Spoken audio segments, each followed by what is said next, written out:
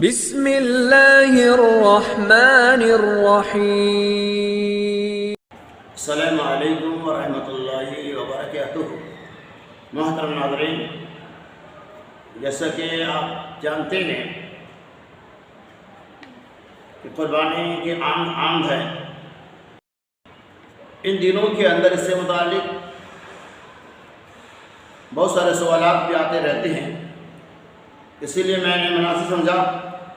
کہ حافظہ حاضرہ YouTube channel کے ذریعہ قربانی کے جو چھوٹے چھوٹے مسائل ہیں کتاب و سنت کی روشنی میں اس کی وضاحت کی جائے۔ انشاءاللہ ان دنوں کے اندر قربانی سے متعلق ہی چند باتوں کی وضاحت کی جائیں گی۔ اللہ سے دعا کی اللہ تبارک و تعالی ہمیں اور آپ کو سنی باتیں کرو عمل کی توفیق رفیع فرمائے، اور آپ سے گزارش کی جاتی ہے کہ آپ ہمارے اس حافظہ حاضرہ چینل پہ نئے آئے ہیں تو سب سے پہلے آپ ہمارے اس چینل کو سبسکرائب کریں، اور جتنا زیادہ ہو سکے آپ اسے شیئر کریں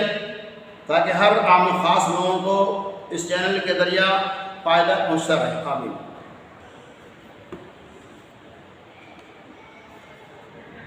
عن عبد الله بن عمر رضي الله عنهما قال أقام رسول الله صلى الله عليه وسلم بالمدينة 10 سنين يزحي كل سنة، رواه الترمذي۔ حضرت عبداللہ بن عمر رضی اللہ تعالیٰ عنہ کہتے ہیں اقام النبی صلی اللہ علیہ وسلم بالمدینہ 10 سنین، آپ صلی اللہ علیہ وسلم مدینہ منورہ کے اندر 10 سال تک رہے۔ یضحی، اور نبی پاک صلی اللہ علیہ وسلم ہر سال قربانی کرتے رہے۔ اس حدیث سے پاک سے پتہ چلا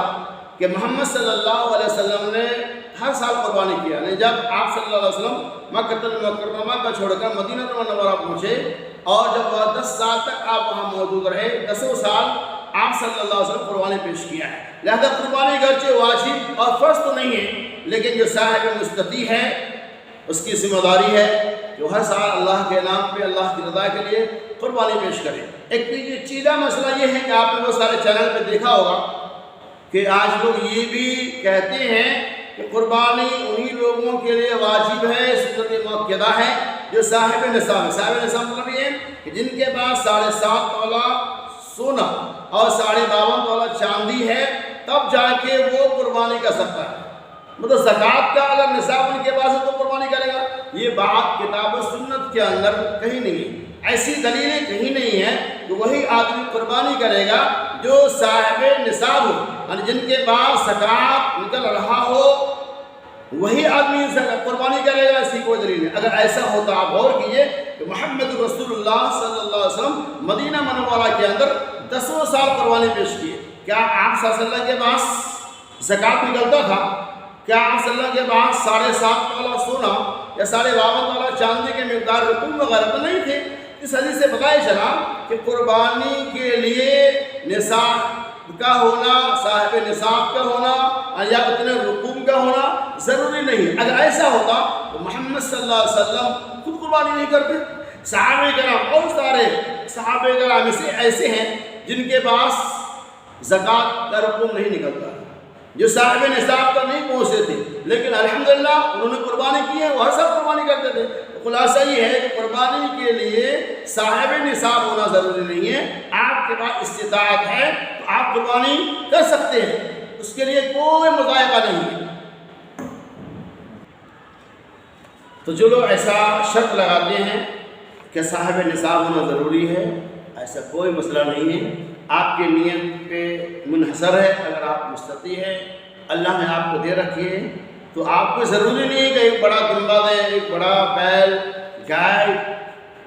یا ایک بکرا ہونا چاہیے۔ جہاں اگر سہولت ہے آپ ایک حصہ بھی دے سکتے ہیں۔ بہرحال تو صاحب نصاب ہونا اس کے لیے ضروری نہیں ہے، صاحب مستطیع ہونا ضروری ہے۔ دوسری بات یہ ہے کہ عام طور پہ ایسے موقع پر سوال یہ آتا ہے بولے صاحب ہم کیا کریں، ہمارے پاس ابھی رقوم نہیں ہے، کیا ہم قرض حسنہ لے کر قربانی کا سر؟ بہت سارے لوگ اس سے منع کرتے ہیں، حالانکہ میں آپ کی تفصیل بتاتا ہوں کہ دیکھیے آج لاک ڈاؤن کا پیریڈ چل رہا ہے، ایسی صورتحال میں لوگوں کی تنخواہیں بھی باقی ہیں، اور جو بزنس مین ہیں ان کا بزنس بھی ٹھپ ہے، اور جس پارٹی کے بعد 2 لاکھ 4 لاکھ 10 لاکھ 20 لاکھ بقایا ہے وہ ابھی دینے کے لیے تیار بھی نہیں ہے، اسے بعد میں 2 مہینے 4 مہینے کے بعد ملنے کی امیدیں ہیں۔ سنیے میری بات کہ کیا قرض لے کر آدمی قربانی کر سکتا ہے کہ نہیں، اس کی کیا